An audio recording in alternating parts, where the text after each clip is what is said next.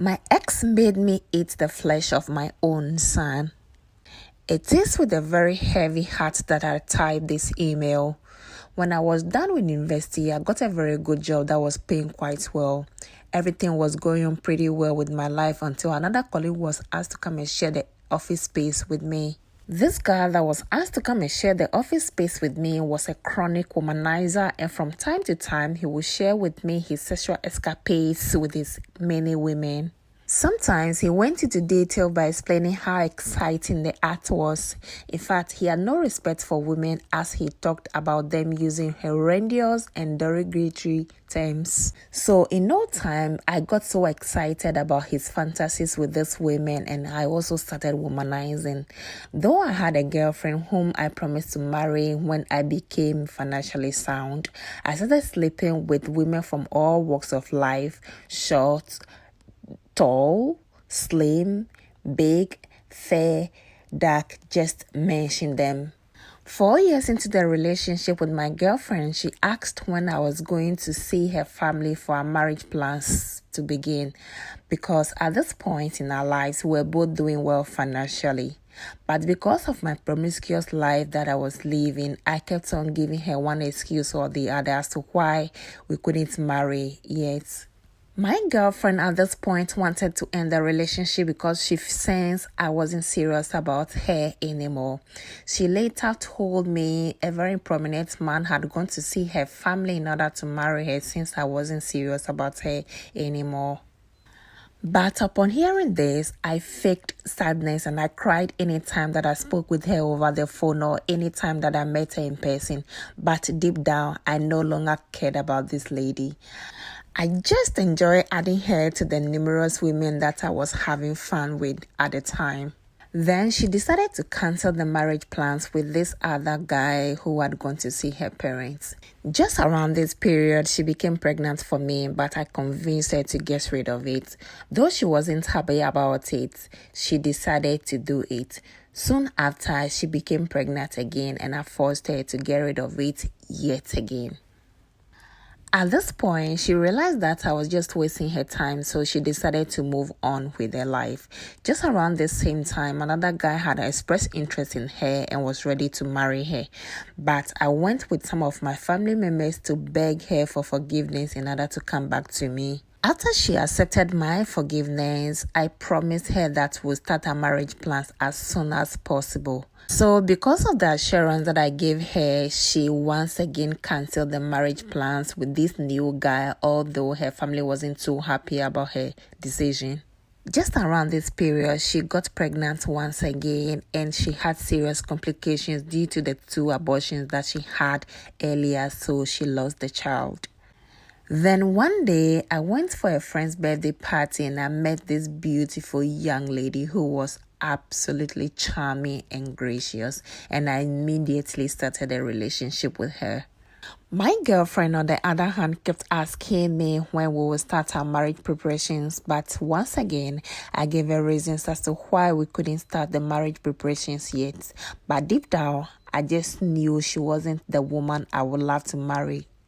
And at this point, I was just hoping that when she got tired of me, she would just leave me alone. My new girlfriend, however, became pregnant, and her parents put so much pressure on me to marry her, so I did. When my first girlfriend heard about my marriage, she was distraught. She cried. She even cursed me and told me that I would surely pay for the pain that I have caused her, but I couldn't care less. I told her to move on with her life because I have moved on with mine. My wife later had a set of twins, a girl and a boy, and our life was going on quite well. But when my twins turned 9 years, I started receiving different messages from 3 different women who were literally throwing themselves at me for sexual encounters. I was really happy that this time it was the women who were making the advances and not the other way around. My wife later found out about them, so there was always misunderstanding and fighting in my household, but that wouldn't stop me. I was still having fun with all these three ladies, and I was really enjoying all the fun. But one day, one of the ladies told me that she'll be traveling to the UK for a very long time, so she wanted us to have some fun before she left. She also made a very unusual request, but because I was greedy and inconsiderate, I obliged. She asked me to bring my children in order to see their body size and their feet, so that when she was returning from the UK, she could get them some clothes and some shoes. And I foolishly carried my twins to her house after picking them from school. Then, bam, that is where all my predicaments started. When we got to her house, she occupied my children in her living room to watch some kids' movies while we went upstairs to have fun for over 2 hours. When we were done having fun, she left me upstairs with the excuse that she wanted to check if the children were okay. But after a few minutes after she left, I heard a loud scream from the children downstairs, so I quickly rushed downstairs to find out what was happening.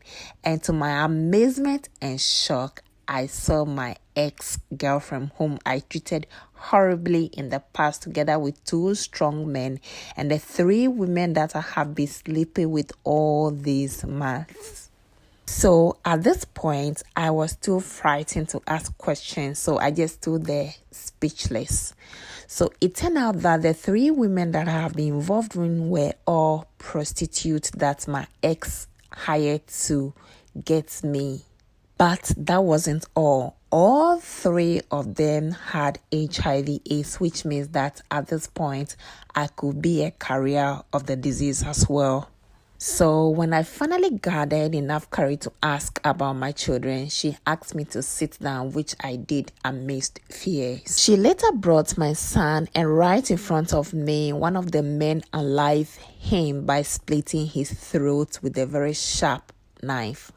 I was too shocked that I couldn't even cry. I became completely numb.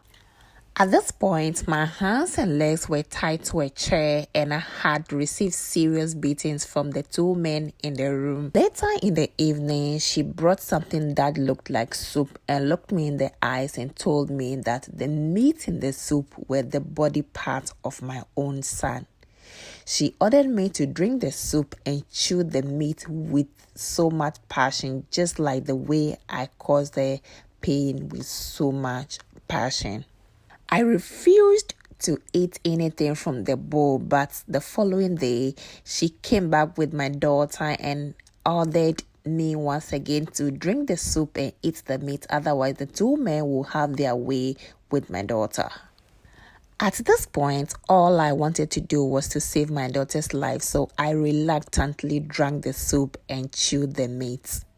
In fact, I ate the flesh of my own son.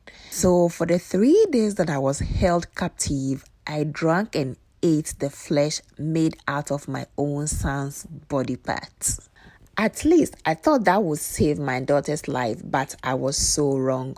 On the 3rd day, right in front of me, the 3 men took turns to have their way with my 9-year-old daughter. I was too angry to say the least.